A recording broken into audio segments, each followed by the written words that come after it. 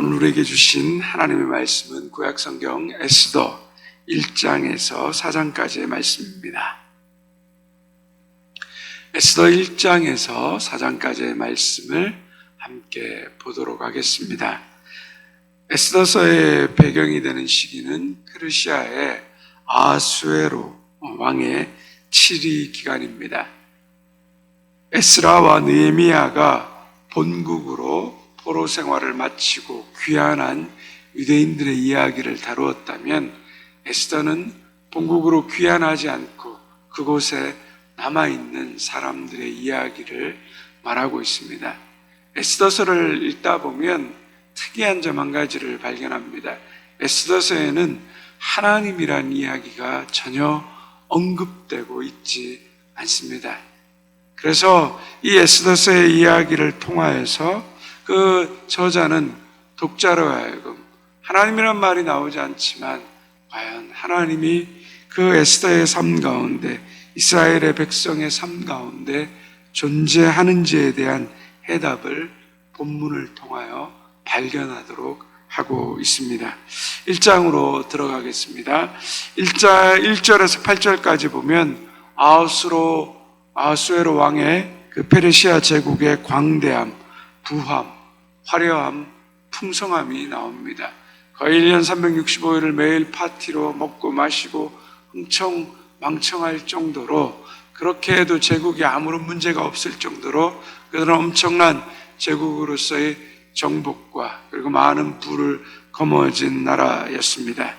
그가 이렇게 큰 나라를 다스리고 풍성하게 살아가니까 대단한 사람이라고 생각하게 됩니다.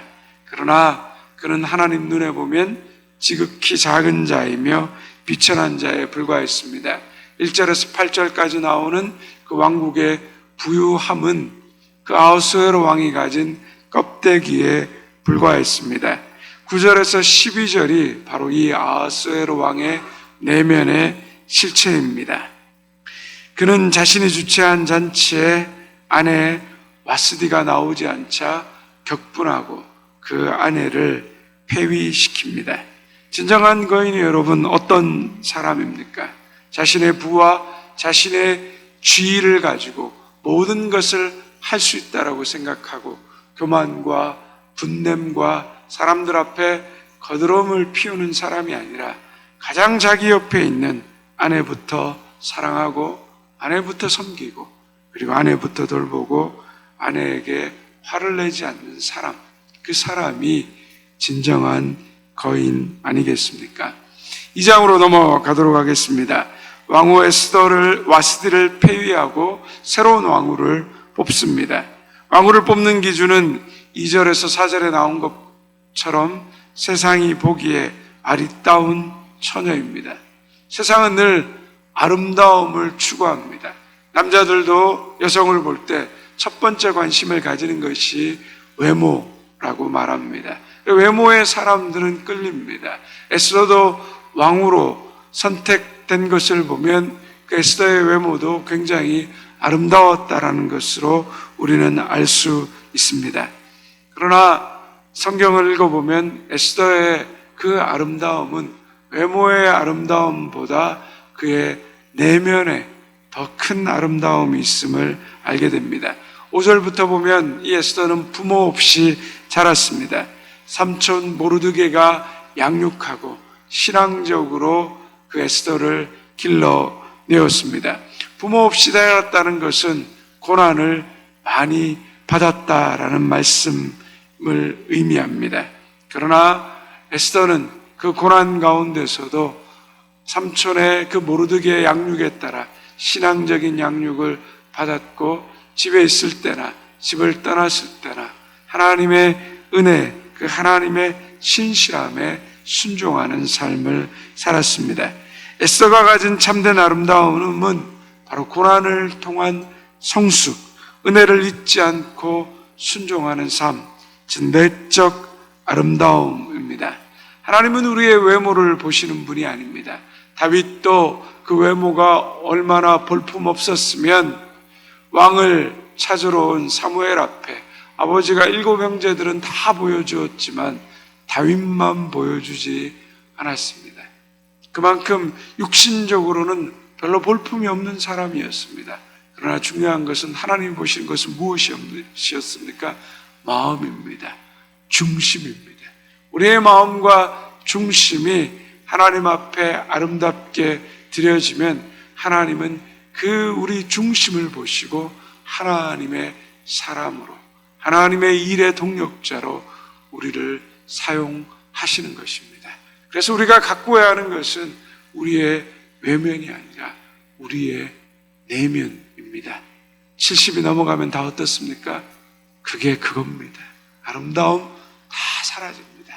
그러나 나이가 들어서도 내면이 아름다운 사람, 하나님을 향한 신실함과 믿음의 모습을 가진 사람, 그 얼굴은 밝게 빛나게 되어 있는 것입니다. 3장으로 넘어갑니다. 악인이 득세합니다.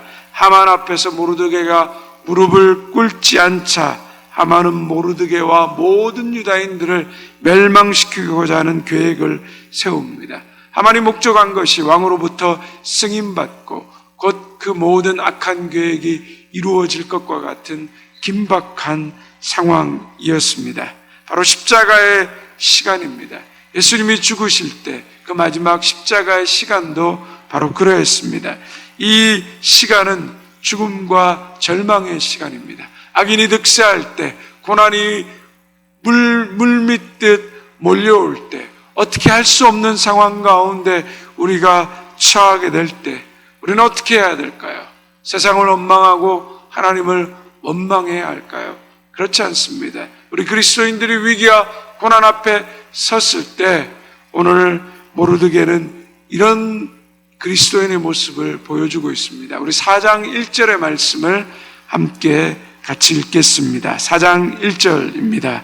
모르드게가 이 모든 일을 알고 자기 옷을 찢고 굵은 베옷을 입고 죄를 뒤집어 쓰고 성중에 나가서 대성통곡하며, 모르드게는 사람을 찾지 않고 하나님을 찾고 금식하며 베옷을 익으며 죽음의 자리에로 들어갔습니다. 죄를 뒤집어 쓰고 회개하면서 비천한 자임을 고백하며 하나님을 바라보았습니다. 내 힘으로 어찌할 수 없을 때 우리는 어떻게 해야 합니까? 더욱더 하나님을 바라보고 하나님께로 나아가야 합니다. 이 모르드게는 바로 우리 그리스도인들이 고난과 죽음의 위기 앞에 섰을 때 우리가 어떤 모습으로 하나님께 나아가야 되는지에서 우리에게 보여주고 있습니다. 어둠의 권세, 어둠의 시간을 이겨내는 이 모르드게와 같은 사람이 되게 해달라고 우리는 하나님 앞에 부르짖어야 합니다. 4절 이하에 보면 모르드게가 하만의 음모에 의해 유다 공동체가 다 죽게 되었다고 베옷을 입은 이유를 에스더에게 전합니다. 에스더는 왕후였지만 그 일에 대해서 자신이 할 수 있는 일이 없다라고 말합니다. 자신도 왕이 한 달 동안 부르지 않아서 왕 앞에 갈 수 없는 몸이라고 말합니다. 그러자 13절과 14절에 보면 모르드게가 너만 평안하고 너만 살 것이라고 생각하지 말라고 합니다. 하나님의 뜻을 생각해 보라라고 말합니다. 내가 왕후가 된 것이 이때를 위함이 아닌지 누가 알겠냐라고 합니다. 내가 이 고난에 동참하고 함께 하나님을 위해서 살지 않는다면 하나님은 다른 데를 통하여서 이 유다 백성을 구원하실 것이라고 말하고 있습니다. 그 신앙의 외침과 그 신앙 하나님 앞에 선 그 강직한 모르드게의 모습을 보고 에스더가 어떻게 반응합니까? 우리 16절의 말씀을 함께 같이 읽겠습니다. 당신은 가서 수산에 있는 유다인을 다 모으고 나를 위하여 금식하되 밤낮 3일을 먹지도 말고 마시지도 마소서. 나도 나의 시녀와 더불어 이렇게 금식한 후에 규례를 어기고 왕에게 나아가리니 죽으면 죽으리이다 하니라.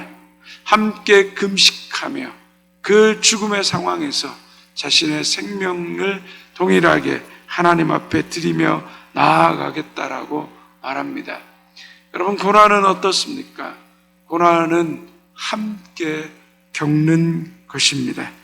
그것은 바로 그리스도 안에서 우리가 한 몸이기 때문입니다.